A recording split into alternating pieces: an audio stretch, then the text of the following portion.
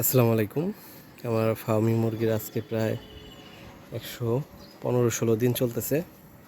তো এই কয়দিন আর কি ভিডিও দিতে পারি নাই, ঈদ গেল, সব কিছু মিলায় মুরগিও কিছুটা অসুস্থ ছিল। আমার এর ভিতরে 2টা মুরগি মারা গেছে, ঈদের দিনে একটা, আর হচ্ছে এই 3-4 দিন আগে একটা মারা গেছে। তো এদেরকে ওষুধপত্র সবই দিচ্ছি, কৃমির ওষুধটাও খাওয়াইতে চাইছিলাম, কিন্তু ওষুধটা আমি হারাই ফেলছি। তো এই যে এদের অবস্থা এলো দেখতে পাচ্ছেন, যে এটা খুলে দিছি ছাদের ভিতর যাতে আসতে পারে। আর আজকে ওদেরকে পটাশ মিশিয়ে ঘরের পুরোটা, মানে মুরগি বাইরে রেখে পটাশ মিশিয়ে চারপাশে ছিটাই দিলাম। আরও দেবো, আরও কয়েকদিন দেবো। প্রত্যেক 10 দিন পর পর পটাশ মিশ্রিত পানি দিয়ে আমি ঘরটারে জীবাণুমুক্ত করব। খাবারের পাত্র দিয়ে সব কিছুতেই জীবাণুমুক্ত করার চেষ্টা করব। তার কি কিছু ঝামেলা হচ্ছিল, তো এখন মোটামুটি দেখি কি হয়। আর মুরগির আসলে এই জন্যই অল্প দিয়ে শুরু করছি, আগেও একবার পালন করছি, সমস্যা হয়নি। তো আমার এই ঘরটাই আর কি সমস্যা হচ্ছে। বৃষ্টির পানি পড়লে ভেতরে কোনো না কোনোভাবে ছিটিয়ে পানি পড়ে, ওপরে পড়তো সেটা আর কি আটকাইছি। এখন হচ্ছে ছিটে পানি পড়ে, ওই পাশ দিয়ে আটকাই দিই। এই পাশটা খোলা থাকে, এই পাশ দিয়ে পানি ভিজে যায় এবং ভেতরে প্রচুর দুর্গন্ধ হয়। তো এর থেকে সমাধান পাচ্ছি না। তা আমি চেষ্টা করছি কাপড় দিয়ে, তারপরে দিয়ে দেখি পলিথিন নিয়ে এসে এটার ব্যবস্থা করব পার্মানেন্ট।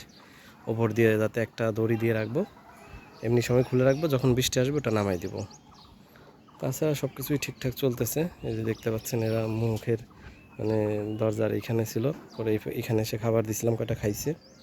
তো এদেরকে একটা অভ্যাস করাবো প্রতিদিন সকালে আর কি, ব্যায়ামের মতন বাইরে দিয়ে এদের এইখান দিয়ে আর কি ঘোরাফেরার জন্য একটু ব্যবস্থা করে দেব। তো সবাই আমার জন্য দোয়া করবেন।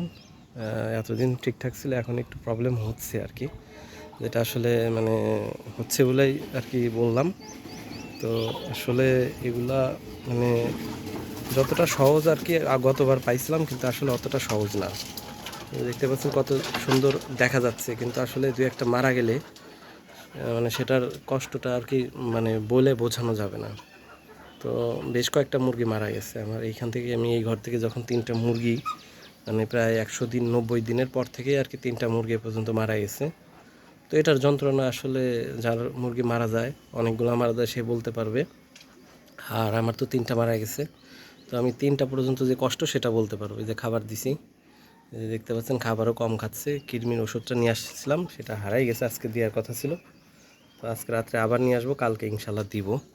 আমার আসলে এই লাস্টের দিকে সে গ্রোথটা ঠিক মতো আসছে না। আর আমার প্রবলেমটা মনে হচ্ছে যে আমি কাজের যে খাবারটা নিয়ে আসছিলাম লাস্ট, এটায় খাবারটা একটু কম খাচ্ছে। তার মানে খাবারেও কোনো প্রবলেম থাকতে পারে, যার কারণে আসলে ঠিকমতো গ্রোথ পাচ্ছি না। আসলে প্রথমে কাজে দিছি, মাঝে এসিআই দিছি, পরে আবার কাজে, এই জন্য কিছুটা প্রবলেম হইলেও হইতে পারে।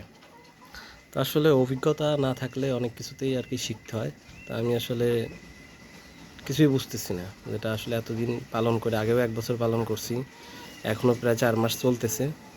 তো আমার মনে হয় যে অনেক কিছু আমি কম বুঝি, মানে এটা শিখতে হবে আরও।